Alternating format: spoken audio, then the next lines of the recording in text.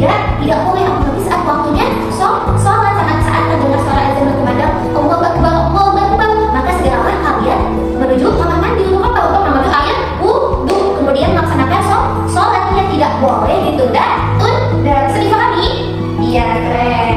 Oke, untuk selanjutnya Ibu akan menanyakan sebuah slide keren ya, atau poin. Nanti kalian bisa menyimak penjelasan yang akan Ibu sampaikan. Bisa dipahami? Oke, ya. Baik, kita lihat PPT-nya. Nah, oke, di sini kita akan belajar atau membahas tentang menghindari akhlak tercela atau akhlakul mazmumah. Hebat. Lawan dari akhlakul mahmudah atau akhlak terpuji. Nah, akhlakul mazmumah ini adalah lawan dari sifat Rasulullah SAW. Baik. Anak-anak, kali ini kita akan belajar tentang sifat-sifat mustahil dari Rasulullah SAW. Rasul punya sifat wajib seperti jujur, amanah, menyampaikan wahyu, dan cerdas. Nah, sebaliknya ada juga sifat yang mustahil dimiliki oleh seorang Rasul, yaitu dusta. Yang pertama kan sudah jelas ya, seperti takdzib atau dusta, khianat yang berarti tidak menyampaikan, hikmah yang berarti menyembunyikan, dan yang terakhir biladah yang berarti bodoh. Nah, tujuan kita adalah untuk mengenal sifat-sifat ini, memahami kebalikannya, dan membiasakan diri dengan akhlak mulia dalam kehidupan sehari-hari. Baik, lanjut. Untuk step yang kedua, kita akan bahas tentang akhlak tercela. Nah, apa sih akhlak tercela itu? Nah, jelaskan di sini.